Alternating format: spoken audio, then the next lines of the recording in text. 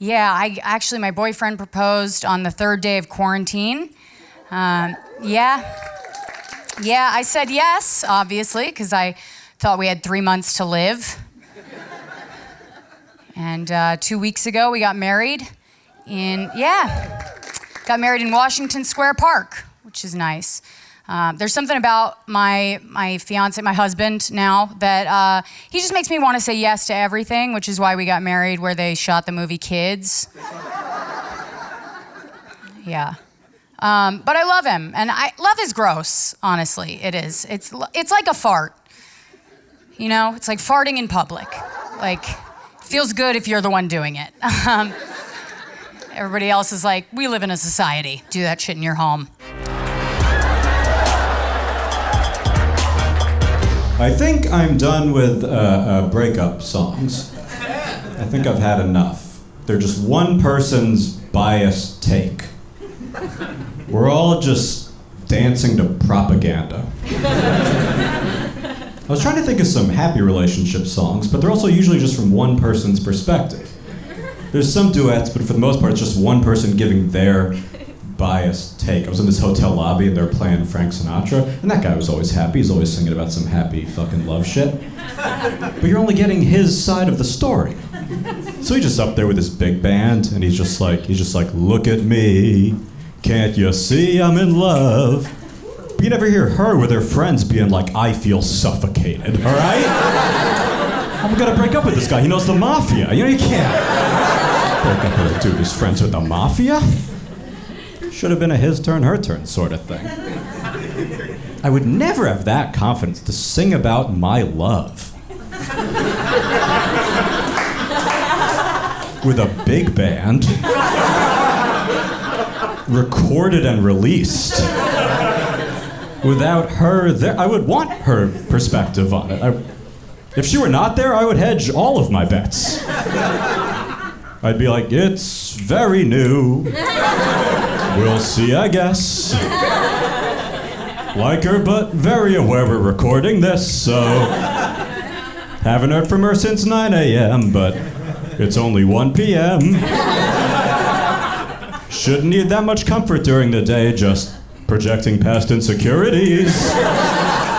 The horns would still be confident, you know?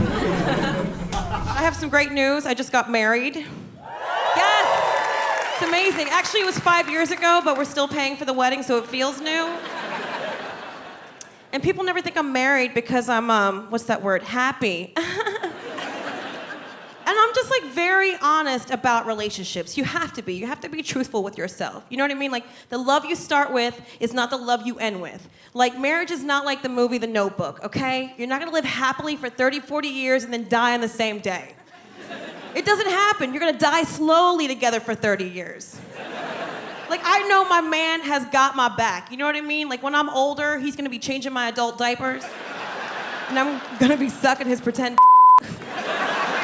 because it goes away, right, sir? Does it just like go back inside or fall off like a belly button when you're a baby? It's like a zit. It just kind of like melts away. And everybody wants to know the story too. They're like, oh my God, how'd you meet him? How'd it go down? Tell me the story. Like it's supposed to be like some rom-com with like J-Lo and some overly attractive white boy you never heard of. And honestly, how I met my man, I lost 7 pounds and I wanted someone to see me naked. Do you know how hard it is to lose 7 pounds? It's hard.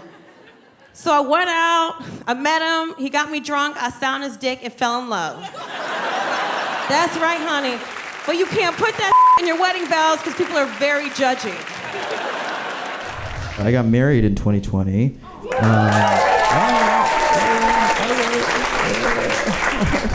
Yeah. Hell yeah, wedlock. We got married a week before the lockdown, so pretty cool, you know. Me and my wife, we were so in love, you know. I was like, babe, I want to be with you forever and always. I want to be attached to you and never away from you. And then this laboratory in China was like, we can actually make that happen if you... We're running some cool experiments, gonna test your love. I mean, a 1-bedroom apartment in Brooklyn with a dog. It was for like a year. That was pretty rough, you know. We got in a bunch of dumb fights. We got into this one pretty heated debate about whether or not Sherlock Holmes actually did opium. You two had this fight yet? Classic couple fight. Dude, we were yelling at each other. I was like, babe, he didn't actually do opium. They just wrote that about him to make him seem edgier and grittier and cooler than he really was, like Batman or whatever. And my wife was like, no, of course he did opium. Everyone back then did opium. It was an epidemic. It was all over the streets of London. You just don't know your fucking history. You're a stupid person. You got bad grades. I was like, how the hell would he have been able to solve mysteries if he was strung out on opium? Use your fucking head, lady. So we looked it up. Turns out Sherlock Holmes, not a real person. It's not real. Didn't do the mysteries. Didn't do opium. I was technically right, but. This is serious. If you want to be happy in your relationship, this is what you need to do. This is real. I Googled it. You need to find your partner's love language. Have you guys heard about this? It's the way your partner feels loved. You take a test to find out. I don't know where you find the test. Women just know. They know. They'll send it to you in the middle of your workday. You gotta drop everything you're doing and take the test so she knows how to love you. And it always comes from a trustworthy website, right? Something like menareworthlessgarbage.com. And you gotta pretend you know the website so she don't get upset. I don't know if you guys heard about this, but it's amazing what they can do with science now. They can ask you a couple questions over the internet. And based on your answers, they can determine how the rest of your life is gonna turn out. Easy questions. They'll be like, how do you like your steak? And you're like, medium well. And they're like, you'll never satisfy a woman in the bedroom. Like, wow, you can tell that off the steak now. Okay, this is nice. I've only had really 2 serious boyfriends in my life, and the first one definitely did not say it on his own. He was a blackout drunk with a twin bed, and that second part's not really that important. I just kind of want to paint a picture. He had a twin bed. He was 30 with a twin bed, and I would be like, can you upgrade to a full so I feel like a woman? And that's all it takes, you know? And he was like, no, it's an extra long twin. I was like, ooh, a California twin. Wow, am I Rihanna? Jesus. So he would get blackout drunk all the time. We were long distance. He would get caught making out with girls in bars back home where I was from. My friends would see him. They'd call me, tell me about it. I'd call him the next day and be like, what the fuck? And he was like, I thought it was you. And I was like, aw, like I was flattered. Like, was she skinny? Like, ugh. So he was the worst. He came to visit me for Valentine's Day, and I was like, oh my God, he's so gonna say I love you. This is the trip. And I got ready. I told all my friends, I'm like, this is it. And it was a great night. Like, we went to this fancy dinner that I paid for, and then we were like in this alley, and like I was rubbing his back as he vomited, and it was just like everything I'd wanted. And he just got really sick and passed out, and I was like, oh my God. Like, he didn't say I love you. I think he may have said I hate you. It's like, it was the worst time. But I was like, wait a second, when he gets blackout drunk, he doesn't remember anything he does or says. So I'll just make last night whatever I want it to be. So this is true. I woke him up the next morning and I was like, hey, do you remember what you said to me last night? He was like, no, I'm sorry, what? And I was like, no, you told me you love me. And he was like, I did? And I was like, yeah. And he was like, okay. That's it. He started saying it after that. I would love to share a love story with you guys. This is a love story that actually documents my first experience with love growing up in Seattle, Washington. I was 14 years old, and it's titled Instant Messenger.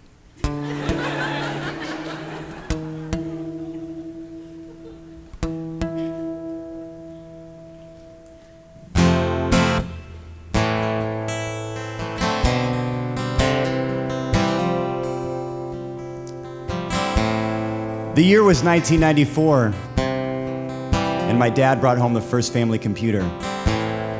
It was an Apple. Thanks, Dad. He brought it inside and he put it on the table. He said, Nick, I can't set this up. I'm too old. I grabbed his hand. I said, I can do it, Eric. He said, call me Dad. I said, all right, Dad. I had 1,250 free minutes of AOL burning in my back pocket. My dad said, Nick, you're too young. Can't have your own screen name yet, but you can use mine. It was a salmon with an ERD at the end of it. Salmon Nerd. So I got online as Salmon Nerd.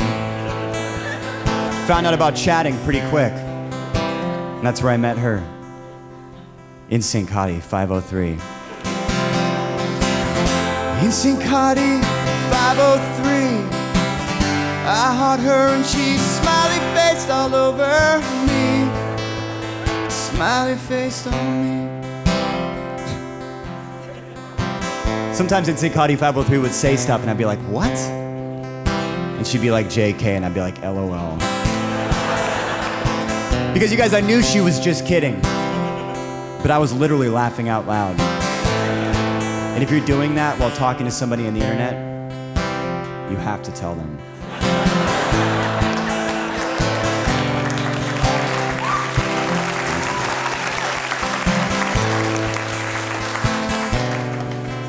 I spent most of the day minimizing when my dad walked by.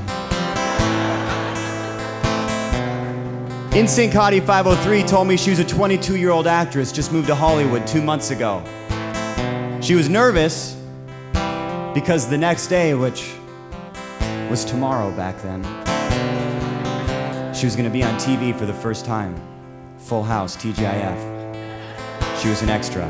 I told her, hey, I know what it's like to be nervous. I have a pretty big next day myself because I'm going out to sea for 6 months.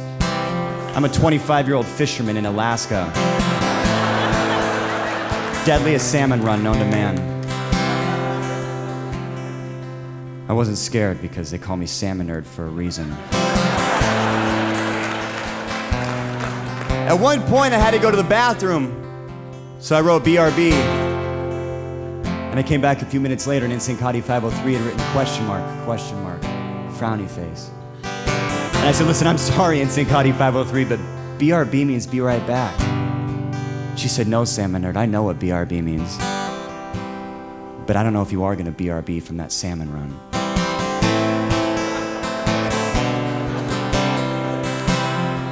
And that's when I said, caps lock, don't do this right now! Just stop yelling at me! I said, sorry in lowercase.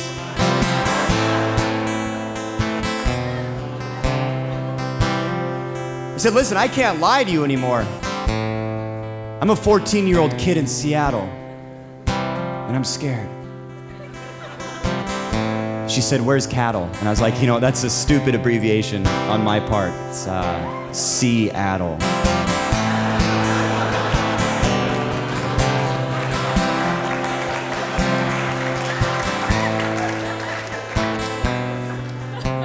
A few minutes went by.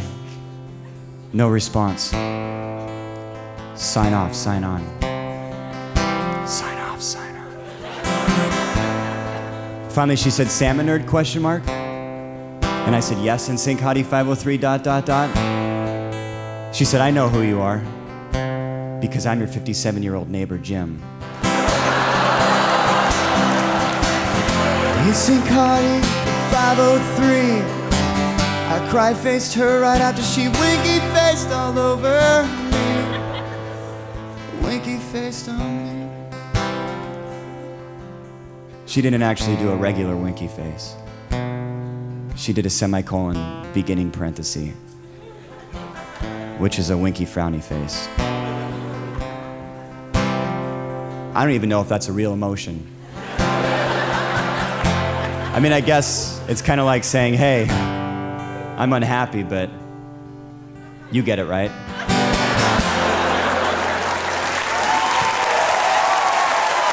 Thank you.